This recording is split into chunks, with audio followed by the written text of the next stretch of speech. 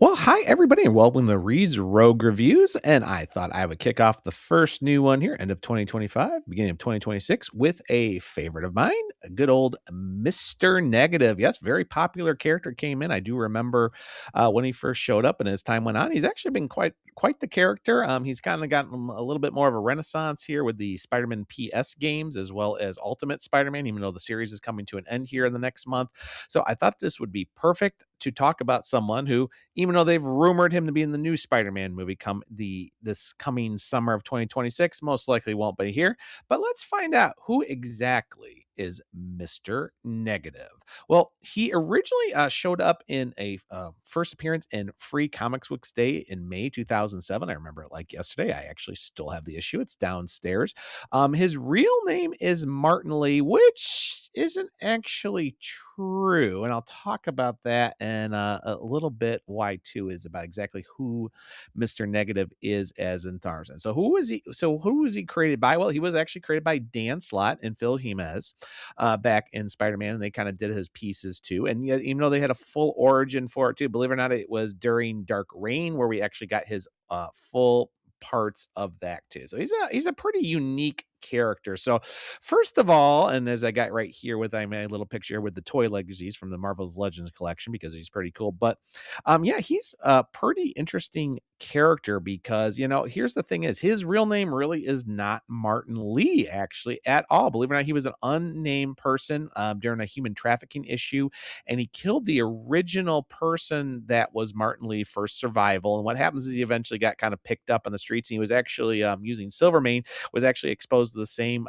drug combination pieces that created Cloak and Dagger over in the new Warriors series and everything. And believe it or not, he kind of split in half because the thing is, Martin Lee represents the innocent part of him. Is actually the good side, the guilt he felt it. Why Mr. Negative is, of course, the Pounce pieces and all that upstarted crime. He started up the Feast Center as a kind of a back money laundering, and his powers is actually besides super strength and abilities and so forth, he has the ability to inverse people. Basically, he reverses things. So think of that: if you're a nice, wonderful person, he turns into a very very apathetic, angry, horrible person. His inner demons are actually just regular street thugs off the street, but he has changed them to where they have a reverse of that. They're not the best warriors. Some are trained, but the truth is they can't die. Like, he basically inversed them with his powers to, no, you keep living. So if you screw up, I'll torture you, I'll stab you, but you're not going to die. You're going to come back, you're going to heal, you're going to keep going living. It's very thing. And he's got quite a bit of story. Believe it or not, his most three main stories, which actually span over a good almost 20 years now. It's hard to believe, this is 2006 we're coming into. The character's been around for almost 20 years.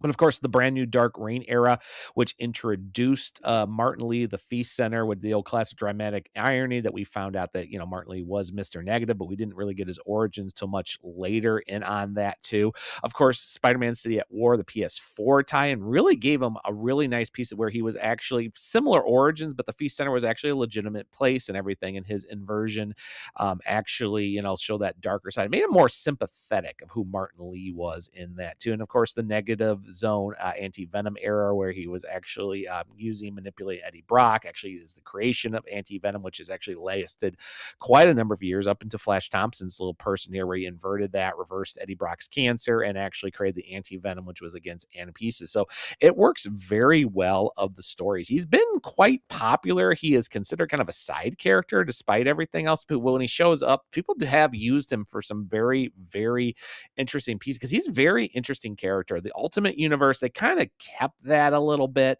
but the difference was more he was in the shadow of his sister. The powers were there. The Maker kind of made him go, do you think you should be in your sister's shadows?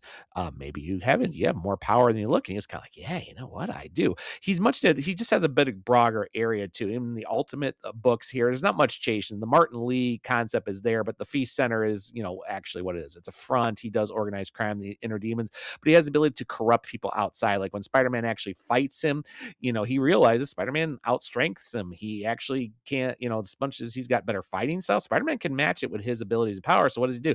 He turns the crowd of people on Spider-Man because he has the ability to do it. Like, don't be afraid of me. be afraid of Spider-Man. They're like, hey, you're right, Mr. Negative. Let's get him. And of course, Spider-Man's not going to fight them because you know what? They're just innocent people. He's got more of that non-edge of the Martin Lee character in the main 616. He's got that sympathetic side, that part you feel bad of. That's actually his eat up guilt. In the PS form, and we actually found him. He was much more tragic with this person that wanted good that kind of went part up to. And that's actually what makes him such a very interesting. He's very conflicted character. It is a very Jekyll and Hyde, very not the Hulk, origin story, which was always the point of this man, this monster. Um, Mr. Negative just has that very part because that part of him that's that crime boss, that's sinister, that cold calculating patient. And then there's Martin Lee's character, which is the opposite, that guilt, that empathetic side, and everything else too.